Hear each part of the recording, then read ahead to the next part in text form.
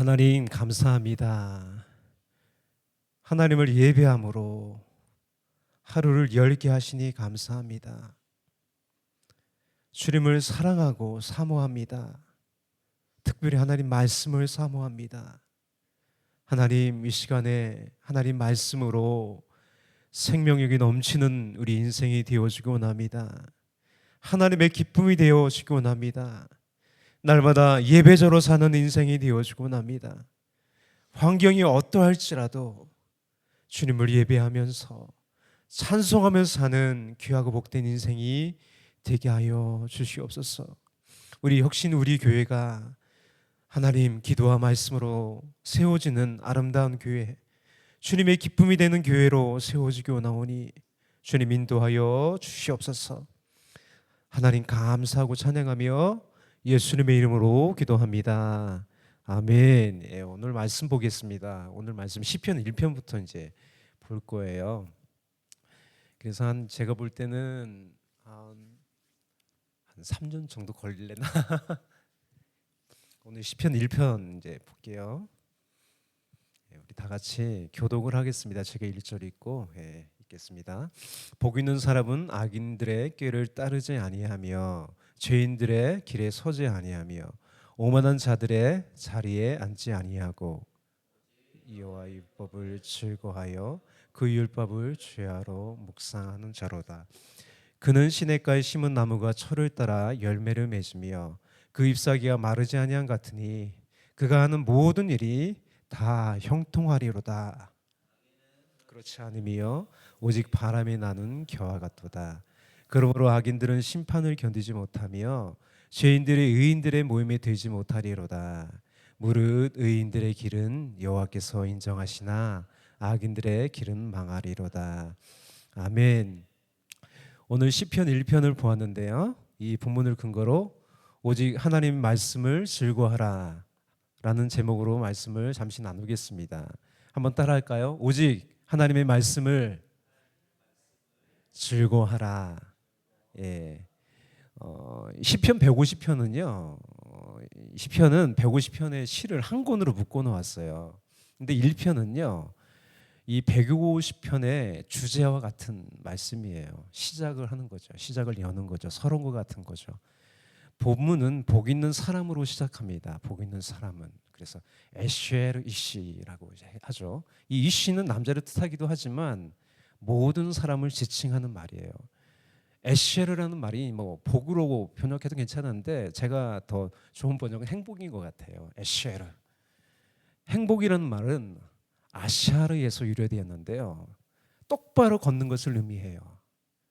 누가 행복한 사람이냐면 똑바로 걷는 거죠. 주님의 길로 가는 사람이 행복한 사람이에요. 그래서 인생은요, 여정이에요, 여정. 길을 가는 거죠. 길은요, 목적지가 있는 거예요. 우리의 가는 길이 주님을 향해 가고 있다면 우리는 어떤 사람이에요? 행복한 사람.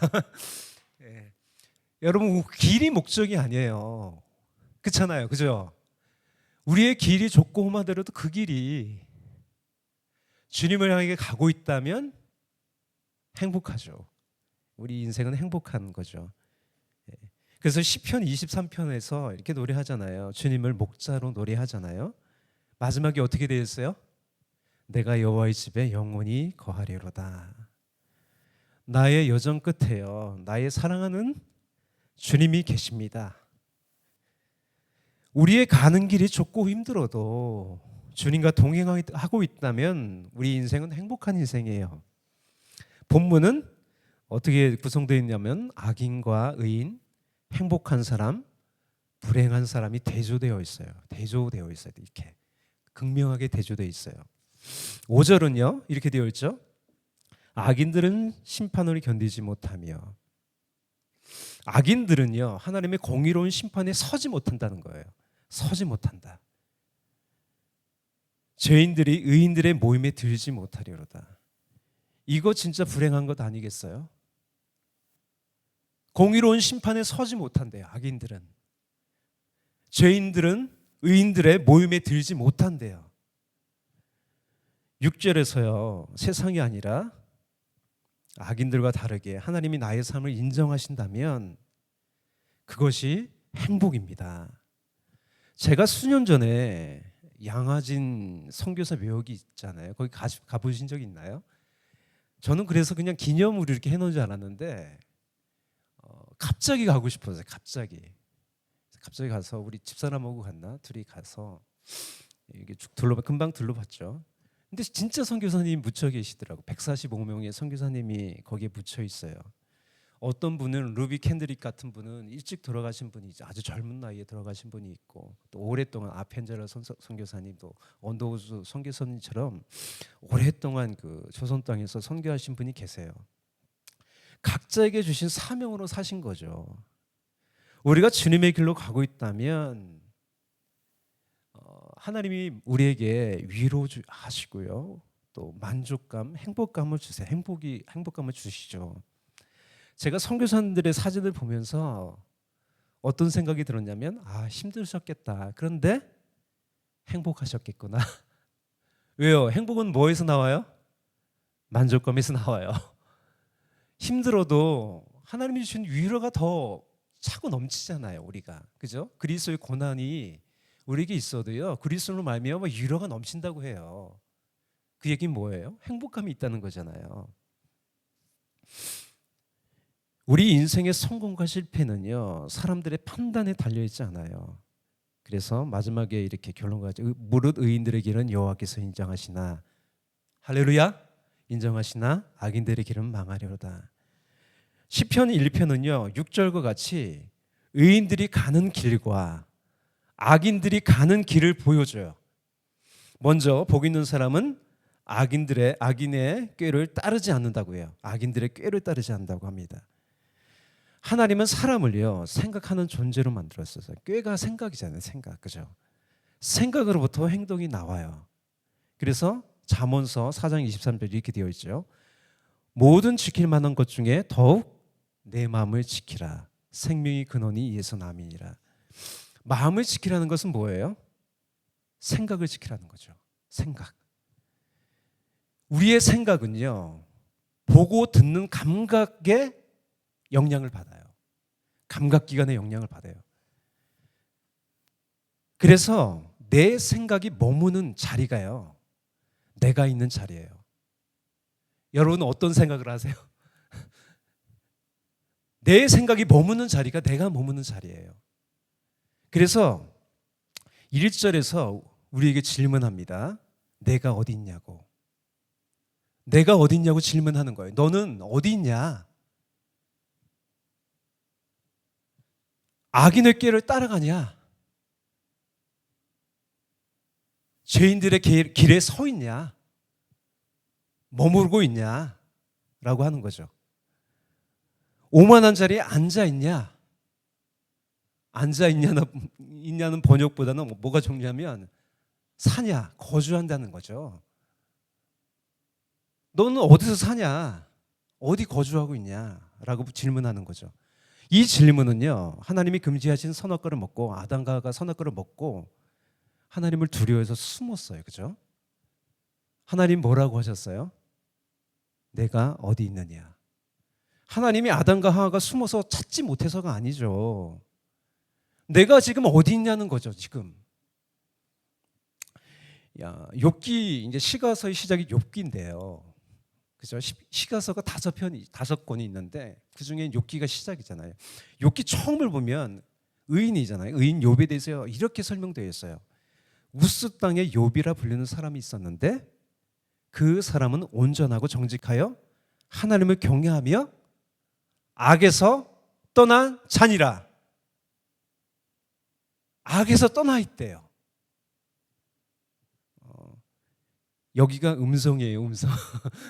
음성인데 그런 생각이 들었어요. 세상의 음성이 아니라 주님의 음성에 거하면요, 이게 주님 안에 거하는 거예요. 할렐루야. 우리는 음성에 살고 있어요. 근데 어디 거해야 돼요? 주 음성에 거해야 돼요. 예, 할렐루야. 예, 그래서 내 주 예수 모신 곳이 그 어디나 하늘나라. 할렐루야. 이제 2절 3절을 볼게요. 먼저 3절을 보면요. 그는 시냇가에 심은, 옮겨 심은 거예요.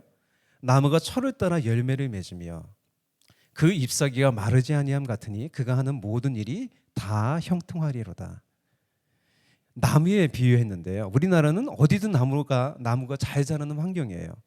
그런데 이스라엘은 그렇지 않아요. 물이 귀하죠. 또 넓은 사막지대도 있어요. 시냇가에 심은 나무가 철을 따라 열매를 맺는 것처럼 형통한 인생이 된다는 거예요. 어떤 인생이요? 이제 나오죠. 그렇다면 열매를 맺게 하는 시냇가에서 사는, 여기서 그는, 이 지칭하는 그는 누구일까요? 이 말씀이 오늘 본문이 말하고 싶은 핵심이에요. 그는 누구인가? 시냇가에 심은 나무처럼 시절을 쳐서 열매를 맺는 그는 누군가? 형통한 그는 누군가? 그래서 첫 번째 뭐라고 돼 있어요? 우리 보면 오직이라는 접속사가 있어요. 그래서 히브리어는 임이라는 접속사인데 영어로는 if예요. if. 조건 접속사가 먼저 나와요. 강조하기 위한 거죠. 또 유일한 조건이라는 거예요. 유일한 조건. if. 유일한 조건. 예수님이요. 복음서에서 말씀하신 넓은 길은 그냥 길이 없다는 건가요? 많은 길이라는 거죠. 많은 길. 자기 마음대로 사는 거예요. 근데 좁은 길은 뭐예요? 오직 한 길, 유일한 길을 말하는 거죠. 시냇가에 사는 그는 누굴까요? 오직 여호와의 율법을 토라죠. 토라. 하나님의 말씀을 즐거워하여 주야로 묵상하는 사람이에요. 여호와의 율법이 하나님 말씀이 열매를 맺게 하는 공급원, 시냇가라는 거죠. 이 유일한 조건이 뭐냐면 가장 중요한 거예요. 하나님 말씀을 즐거워해야 돼요. 그죠? 하나님 말씀을 즐거워해야 돼요. 결국 이 조건에 달려 있어요. 즐거워한다는 건 뭐냐면 뭘 즐거워하세요? 여러분 관심이 있다는 거죠. 즐거워한다는 건 다른 게 아니에요. 관심이 있다는 거예요. 관심이 있는 것이 보이기 마련이에요. 여러분 우리 이시정 사모님이 애들 유치원 때 발표하면 누구만 보여요? 애들만 보이지. 내 애들만 보여. 관심이 있으니까 걔만 보이는 거예요. 여호와의 율법을 즐거워한다. 하나님 말씀을 사랑하는 거예요. 관심이 있는 거예요. 하나님 말씀에 관심이 있는 거예요. 근데 요새 여러분들 세상이요. 그렇게 하지 못하게 하잖아요. 그죠? 하나님 말씀에 관심을 가져서 사랑하고 그래 봐야 되는데 온갖 세상에 많은 것들이 우리를 다른 것에 관심을 두게 만들어요. 시야를 뺏기게 만들고 그렇게 한다는 거죠. 이 한문으로 이제 관자잖아요. 관심이라고 하는데 관자가 어떤 관자냐면 빗장 관자예요. 빗장을 쳤다는 거예요. 예? 여러분 어떤 것에 관심이 있으면 어떻게 봐요? 자세히 보죠. 자세히. 그래서 어떤 시인이 그랬죠. 자세히 봐야 아름답다. 그리고 그다음에 너도 그렇다 그러잖아요. 예. 오늘날 교회의 이 문제는 뭐냐면 성경을 안 본다는 거예요. 성경에 관심이 없다는 거예요. 자세히 또 안 봐요. 또 몇 시간씩 시간을 내서 집중해서 안 봐요. 관심이 있으면 보이게 돼요. 또 관심이 있다는 건 뭐냐면 기대와 설레는 마음이 있다는 거예요. 여러분 뭘 보고 설레시나요? 아내를 보고 설레시나요? 그렇죠. 그래야 돼요. 아내를 보고. 어저께 우리 집사람한테 전화가 왔는데 예, 약간 그랬어요. 그래서 우리가 다른 것이 아니라 성경을 볼 때 설레야 돼요. 설레야 돼. 또 기대가 있어야 돼요. 또 성경을 볼 때 방해가 되는 게 뭐냐면 고정관념이에요. 고정관념. 뭐 그렇지. 근데 설레고 기대한다는 거는 뭐냐면 마치 처음 보는 것 같이 이렇게 고정관념을 내려놓고요. 하나님 뭐라고 말씀하실까 자세히 보는 거죠. 이 본문을 자세히 보는 거예요. 그러면 그 맥락이 보이기 시작하는 거죠. 자의적으로 설교한다는 건 뭐예요? 맥락하고 관계없이 설교하는 거잖아요. 그죠? 그렇게 읽는 거잖아요. 자세히 보면요, 하나님 뭐라고 말씀하시니까 맥락이 보이기 시작합니다. 여러분, 내 인생에서 가장 소중한 것을 꼽으라면 성경이 되어야 돼요. 이것보다 내 인생에 소중한 것 없어요. 하나님 말씀에서요, 하나님을 만날 수 있어요. 그렇지 않나요, 여러분? 하나님 말씀에서 결국 하나님 만나는 거예요. 생명의 말씀이죠. 생명을 주는 말씀이에요. 하나님 말씀을 즐거워하는 사람은요, 주야로 묵상해요. 우리가 하루에 3끼를 먹잖아요. 주야가 의미하는 반반 뭐냐면 그런 거예요. 하루 3끼를 먹듯이요, 말씀도 계속 먹어야 된다는 거예요. 이 주야, 낮과 밤은요, 쉼없이 계속돼요. 그래서 주야가 의미하는 바는 뭐냐면 계속해서 뭐 그런 게 아니라 연속성이죠. 연속성. 날마다 기도하게 하는 습관을 가져야 되는 거, 날마다 말씀 보는 습관을 가져야 된다는 거. 그게 연속성이죠. 주야로 여호와의 말씀을 묵상하는 사람이다. 이것이 예수님께서 깨어 있으라라고 하는 의미가 아닐까요? 그냥 하루 24시간을 늘 뭐 기도하나요? 그거 아니죠. 기도하는 시간이 있잖아요. 그 시간, 그 패턴을 계속해서 지켜나가는 거죠. 깨어 있으라는 의미죠. 오늘 아까 찬양을 했어요. 204장 예수로 나의 구주 삼고, 이 크로스비 여사님이 쓰신 찬송시인데 어렸을 때 시각 장애인이 됐잖아요. 몇천 곡을 썼어요. 아주 수천 곡을 썼는데 이렇게 되어 있잖아요. 예수로 나의 구주 삼고 성령과 피로써 거듭나니 이 세상에서 내 영혼이 하늘의 영광 돌리로다. 이것이 나의 간증이요, 나의 스토리라는 거예요. 이것이 나의 찬송이 있어요. 나의 송이다. 그 다음에 뭐가 나와요? 나 사는 동안 끊임없이, 이 끊임없이가 주야가 의미하는 바죠. 끊임없이 구주를 찬송하려다. 예. 시인은요, 의인을 이 영속성으로 묘사해요. 의인은 항상 번성하는 나무에 비유한다면, 악인은 뭐에 비유하냐면 바람에 날려 사라지는 겨에 비유하는 거예요. 겨는 뭐예요? 여러분 왕겨 아시나요? 왕겨? 그거예요. 알맹이가 없는 거.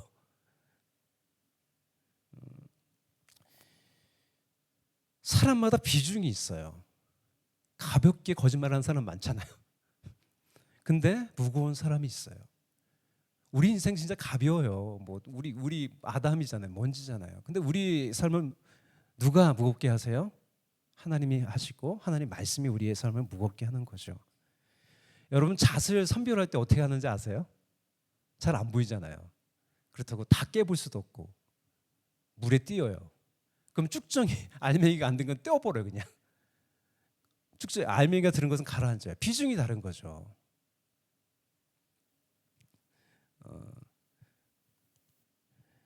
말씀이 우리를 비중 있는 사람이 되게 해요. 예.